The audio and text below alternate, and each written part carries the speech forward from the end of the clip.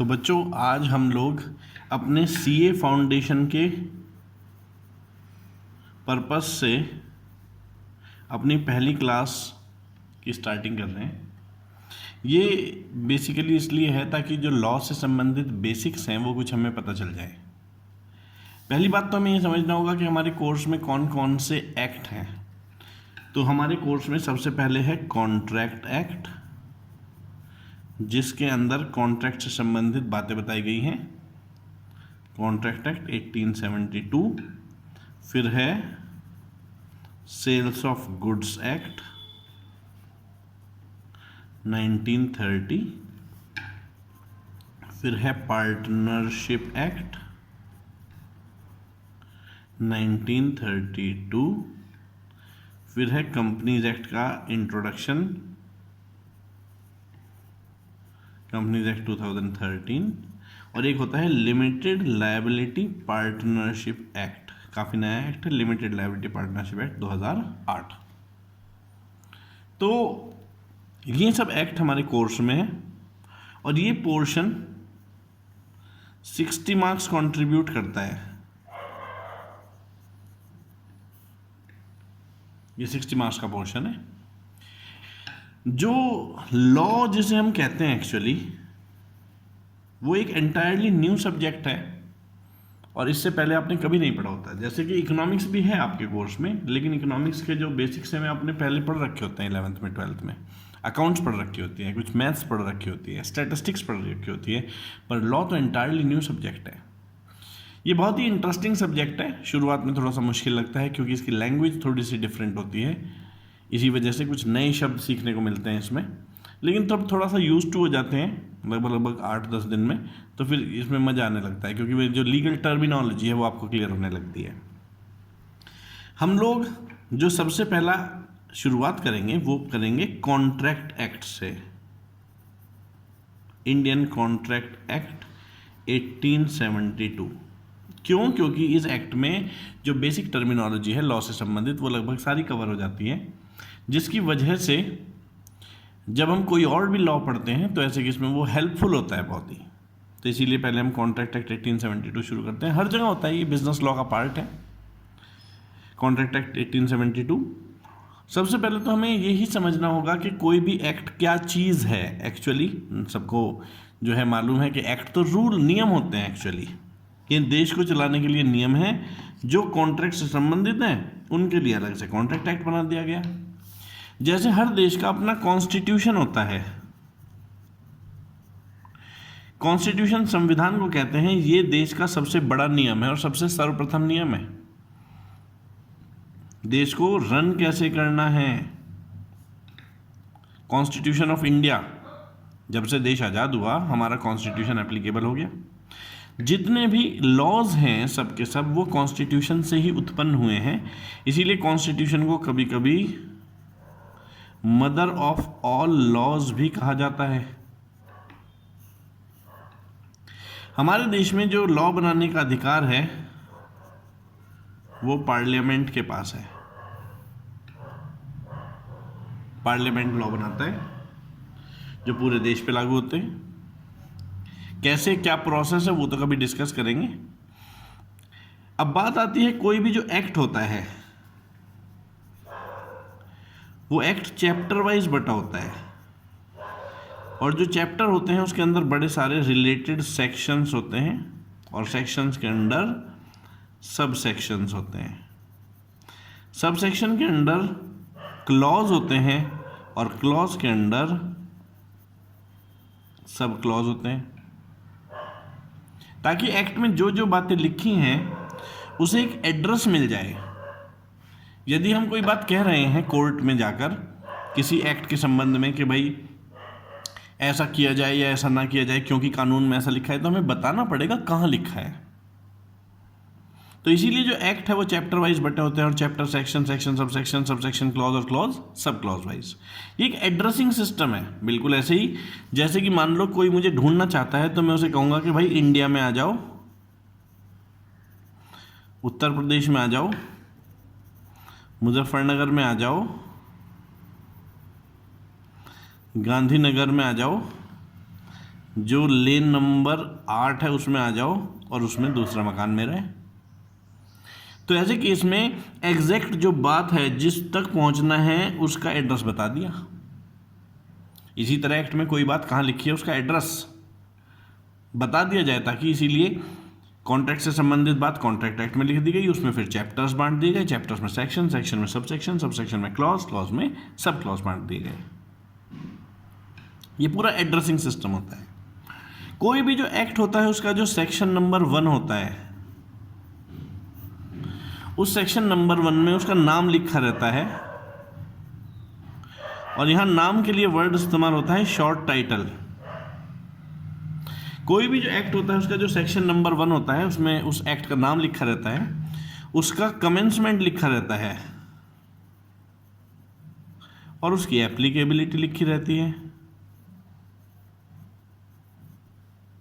जैसे Indian contract act का जो सेक्शन 1 है उसमें क्या लिखा है, उसमें लिखा है कि इस एक्ट का नाम है इंडियन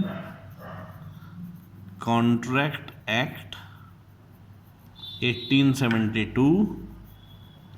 ये 1 सितंबर 1872 से एप्लीकेबल है, और एप्लीकेबल है होल ऑफ इंडिया पर, एक्सेप्ट जम्मू एंड कश्मीर। ये पूरे भारत पर लागू है जम्मू कश्मीर को छोड़कर। लेकिन थोड़े दिनों में ये लाइन हट जाएगी, क्योंकि जम्मू कश्मीर पर जो धारा 370 एप्लीकेबल थी, जिसकी वजह से कॉन्ट्रैक्ट एक्ट वहाँ एप्लीकेबल नहीं था, अब वो हट चुकी है। पार्लियामेंट में एक बार जब एक्ट को अमेंड कर ये लाइन हटा देंगे तो फिर हम पढ़ा करेंगे this act applies to whole of India. पर अभी क्योंकि ऐसा नहीं हुआ है तो इसलिए अभी हमें पढ़ना पड़ता है एक्सेप्ट जम्मू एंड कश्मीर। तो किसी भी एक्ट का जो सेक्शन नंबर 1 होता है वो शॉर्ट टाइटल, कमेंसमेंट और एप्लीकेबिलिटी का होता है। इंडियन कॉन्ट्रैक्ट एक्ट के सेक्शन 1 में भी उसका शॉर्ट टाइटल यानी कि उसका नाम लिखा है इंडियन कॉन्ट्रैक्ट एक्ट 1872, फिर लिखा है कब से ये लागू है 1 सितंबर 1872 से। ये कहाँ लागू है, पूरे भारत पर जम्मू कश्मीर को छोड़कर। किसी भी एक्ट का जो सेक्शन नंबर 2 होता है, किसी भी एक्ट का जो सेक्शन नंबर 2 होता है वो डेफिनेशंस का होता है। उस एक्ट में जो प्रयोग होते हैं शब्द, उन्हें डिफाइन किया गया होता है। इसीलिए सेक्शन नंबर 2 को कभी कभी डेफिनेशनल क्लॉज या फिर इंटरप्रिटेशन क्लॉज के नाम से भी जानते हैं। जो सेक्शन नंबर 2 है उसे हम डेफिनेशनल क्लॉज या इंटरप्रिटेशन क्लॉज के नाम से भी जानते हैं। तो ये तो कुछ जनरल बातें थी। अब बात आती है वर्ड कॉन्ट्रैक्ट की, क्योंकि इंडियन कॉन्ट्रैक्ट एक्ट वर्ड है तो कॉन्ट्रैक्ट शब्द का तो पता ही होना चाहिए कि कॉन्ट्रैक्ट किसे कहते हैं।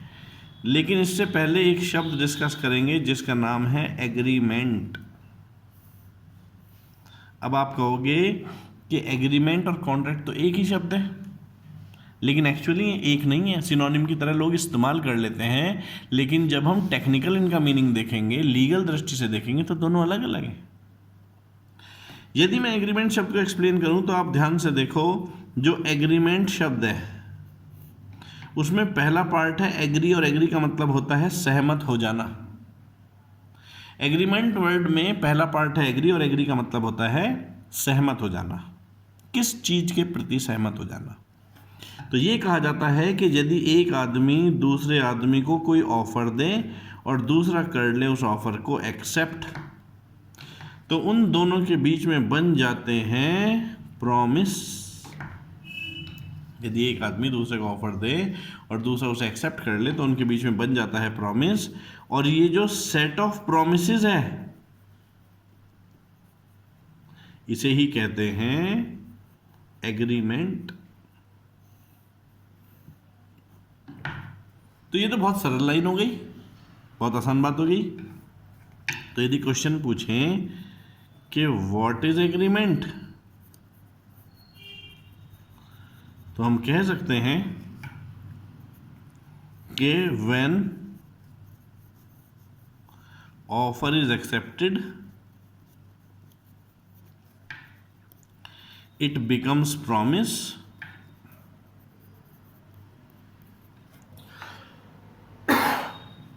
and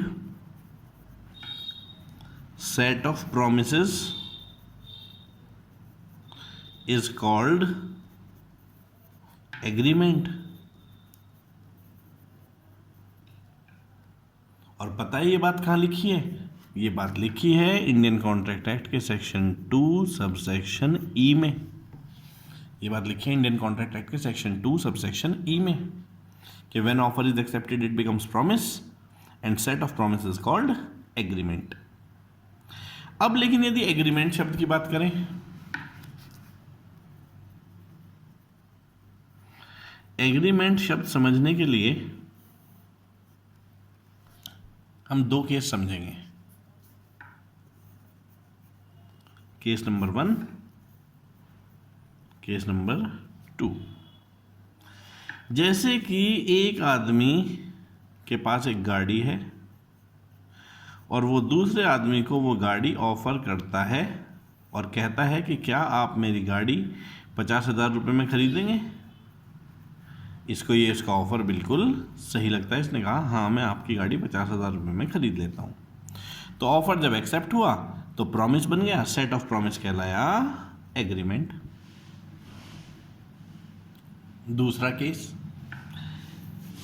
एक आदमी ने दूसरे को ऑफर दिया कि क्या आप आज मेरे घर डिनर पर आओगे। दूसरे को उसका ऑफर सही लगा तो उसने एक्सेप्ट कर लिया, कहने लगा जी जरूर आऊँगा। तो ऑफर जब एक्सेप्ट हुआ तो बन गया प्रॉमिस, सेट ऑफ प्रॉमिस कहलाया एग्रीमेंट। अब यहां पर दो एग्रीमेंट्स हैं, यहां पर दो एग्रीमेंट्स हैं, एक कार सेल करने का, एक डिनर कराने का। लेकिन यदि इसने अपनी कार इसे बेच दी, अपना प्रॉमिस पूरा कर दिया, पर ये अब पैसे नहीं दे रहा, या फिर इसने इसे पैसे दे दिए पर अब ये इसे कार नहीं दे रहा, तो जो पार्टी प्रॉमिस पूरा कर चुकी है पर दूसरी ने प्रॉमिस पूरा नहीं किया, उसके पास क्या उपाय हैं? उसके पास उपाय हैं कि वो कोर्ट जा सकता है। वो कोर्ट में जाकर एग्रीमेंट को करा सकता है enforce. To bring into force is known as enforce. तो यदि इसने इसे कार दे दी पर ये पैसे नहीं दे रहा, तो ये अपनी बात प्रूव कर दे कोर्ट में, तो कोर्ट आदेश देगा भाई जब तुमने कार ले ली तो पैसे तो देने पड़ेंगे क्योंकि तुमने वादा किया है। लेकिन क्या होगा यदि ए जब बी को डिनर के लिए इनवाइट करता है, ऑफर देता है और बी डिनर पर चला जाता है, तो मान लो ए वहां से भाग जाए, डिनर ना कराए, तो सवाल ये उठता है कि क्या कोर्ट इस प्रॉमिस को एनफोर्स करेगा? आंसर है नो। ऐसा क्यों है कि ये एनफोर्स करेगा कोर्ट पर ये नहीं करेगा? और वो सारा खेल है इंटेंशन का। लॉ ये कहता है कि मैं लीगल इंटेंशन से की गई चीजों को ही एनफोर्स करता हूं। लॉ ये कहता है कि मैं लीगल इंटेंशन से की गई एग्रीमेंट्स, लीगल इंटेंशन से किए गए प्रोमिसेस को ही तो एनफोर्स करूंगा। जो प्रॉमिस आप घरेलू या सामाजिक रूप से कर रहे हो, मैं उसे एनफोर्स क्यों करूंगा? क्योंकि आपकी इंटेंशन शुरू में लीगल रिलेशनशिप क्रिएट करने की नहीं थी, तो मैं उसे एनफोर्स भी नहीं करूंगा। गाड़ी बेचना एक कमर्शियल ट्रांजैक्शन है, लीगल इंटेंशन से होता है, इसीलिए लॉ इस एग्रीमेंट को करता है एनफोर्स। हालांकि किसी को घर पर बुलाना एक सोशल या डोमेस्टिक इंटेंशन से किया गया काम होता है, और जब वो इंटेंशन ही उसकी सोशल या डोमेस्टिक थी तो लॉ उसे नहीं करेगा एनफोर्स। इससे क्या पता चला? इससे ये पता चला कि कुछ प्रॉमिस ऐसे हैं जो एनफोर्स होते हैं लॉ से, पर कुछ प्रॉमिस ऐसे होते हैं जो लॉ से एनफोर्स नहीं होते। कुछ एग्रीमेंट लॉ से एनफोर्स होते हैं, कुछ एग्रीमेंट लॉ से एनफोर्स नहीं होते। और ख़ास बात यह है, ऐसे एग्रीमेंट जो लॉ से एनफोर्स होते हैं उन्हीं एग्रीमेंट को हम कॉन्ट्रैक्ट कहते हैं।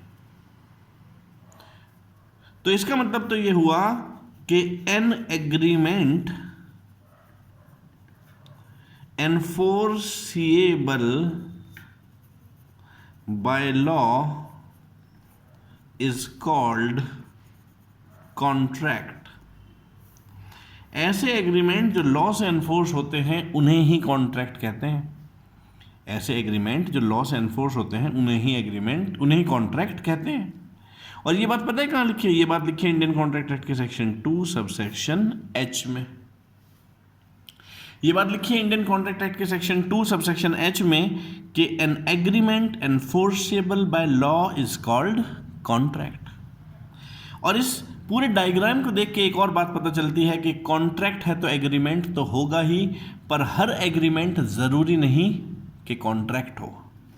तो इसीलिए हम कह सकते हैं कि all contracts are agreement, but all agreements are not contracts। सारे के सारे कॉन्ट्रैक्ट्स तो एग्रीमेंट होते हैं, लेकिन ये कोई ज़रूरी नहीं कि सारे के सारे एग्रीमेंट भी कॉन्ट्रैक्ट हों, क्योंकि एग्रीमेंट तो सोशल इंटेंशन से भी किए गए हो सकते हैं। तो हम लोगों ने दो मेजर डेफिनेशंस अभी डिस्कस करी, एक एग्रीमेंट, एक कॉन्ट्रैक्ट। एग्रीमेंट को डिफाइन किया सेक्शन 2 सबसेक्शन ई में कि when offer is accepted it becomes promise and set of promise is called agreement. और दूसरा section 2 subsection H, agreements which are enforceable by law are called contracts. तो ये दो word हम लोगों ने समझे। इसके बाद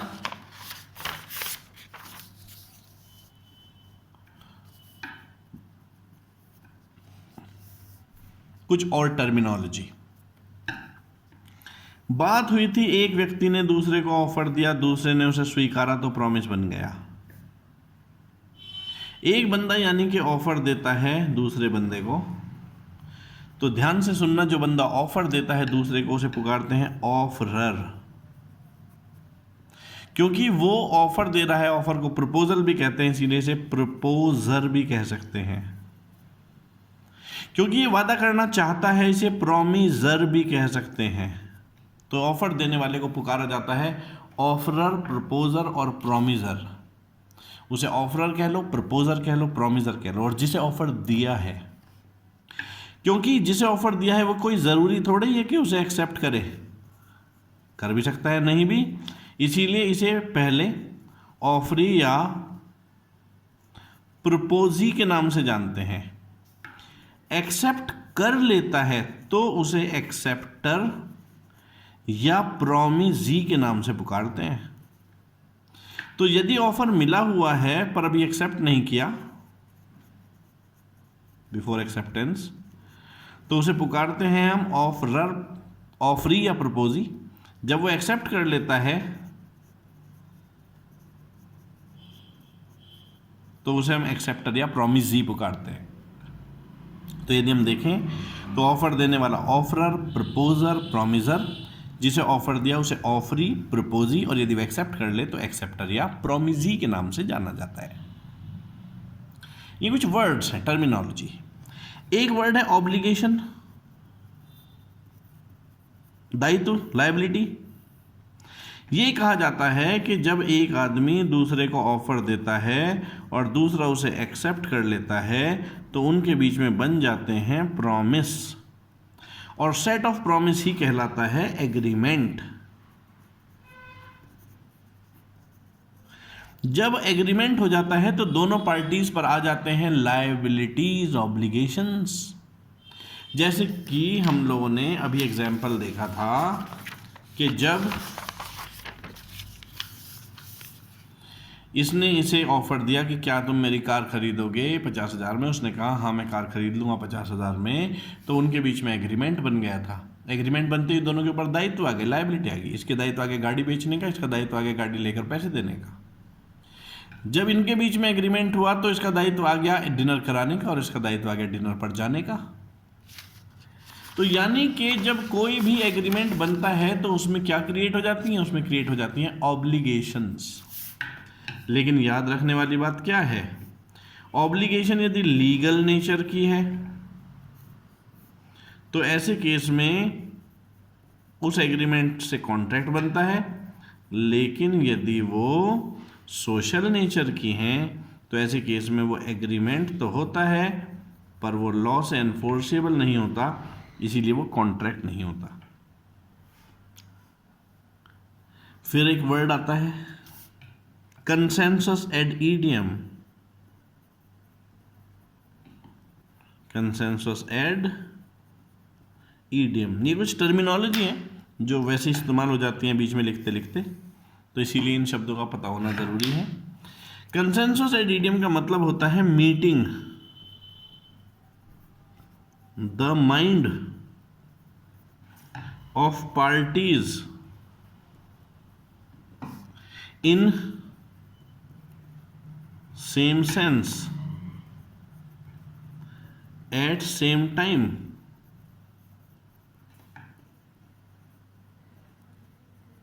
over same thing. Consensus ad idem का मतलब होता है meeting the mind of parties at same time in same sense over same thing, यानी कि जब दो पार्टीज के बीच में सर्वसम्मति आ जाती है, वे एक चीज को लेकर एक ही प्रकार से आपस में सहमत हो जाती हैं, तो उसे बोलता है कंसेंसस एट ईडियम। एग्रीमेंट ही तो एक तरह का, क्योंकि जब एग्रीमेंट होना है तो सभी चीजों को लेकर होना है, तो इसीलिए उसके लिए कहा जाता है कंसेंसस एट ईडियम। इसीलिए तो लिखा जाता है कि unless there is consensus ad idem there is no contract. जब तक पार्टीज के बीच में कंसेंसस एट ईडियम नहीं होगा तब तक पार्टीज के बीच में कॉन्ट्रैक्ट भी नहीं होगा, ये कहा जाता है। फिर उसके बाद एक जनरल बात बतानी है, और वो ये है कि जब दो लोगों के बीच में कोई कॉन्ट्रैक्ट होता है तो हमें पता है कि दोनों के बीच में लीगल ऑब्लिगेशंस हैं।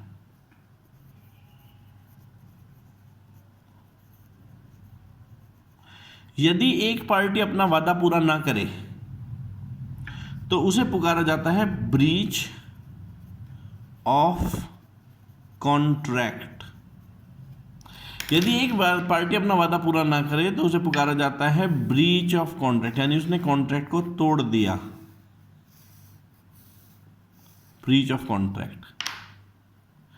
जब कॉन्ट्रैक्ट की ब्रीच होती है तो जिसने अपना वादा तोड़ा है, दूसरी पार्टी को आहत हुआ है, वो कष्ट में है, पीड़ा में है, उसे पीड़ित पक्ष या एग्रीव्ड पार्टी कहते हैं। और एग्रीव्ड पार्टी जाती है कोर्ट में अपनी रिक्वेस्ट लेकर, और लीगल भाषा में रिक्वेस्ट को प्ली कहते हैं, और वो प्ली रिटन में सबमिट होती है तो उसे प्लेंट कहते हैं, और जो व्यक्ति प्लेंट सबमिट करता है उसे प्लेंटिफ कहा जाता है। यानी कि जो केस फाइल करने वाला है उसके लिए वर्ड इस्तेमाल होता है प्लेंटिफ, क्योंकि उसने केस फाइल किया है दूसरे के ऊपर तो वो अपना बचाव करेगा, डिफेंड करेगा अपने आप को, इसीलिए उसे डिफेंडेंट पुकारा जाता है।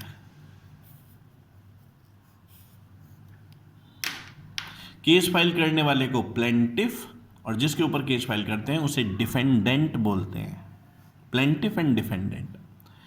और केस फाइल करने के लिए कई वर्ड इस्तेमाल होते हैं, सूट फाइल करना, केस फाइल करने के लिए वर्ड सूट फाइल करना भी होता है, या ये भी तो होता है कि ए ने बी को सू किया, SUE सू। कई लोग इसे स्यू रीड करते हैं, वो स्यू गलत प्रोनाउंसिएशन होता है, सही प्रोनाउंसिएशन है सू। जैसे ए कह रहा है आई विल सू यू, यानी मैं तुम्हारे ऊपर केस फाइल कर दूंगा। तो कुछ लीगल टर्मिनोलॉजी हम लोगों ने यहां पर समझी। ये लीगल टर्मिनोलॉजी जरूरी है, इस वीडियो में इतना ही रखते हैं। इसके बाद दूसरी वीडियो है जिसमें ऑफ़र को एक्सप्लेन किया गया है, जिसमें कुछ और एडिशनल बातें भी बताई गई हैं, जिसमें कॉन्ट्रैक्ट को क्लासिफाई किया गया है। तो इस वीडियो को तो यहीं तक रखते हैं, इसके बाद आप सेकंड वीडियो देखना। Thank you.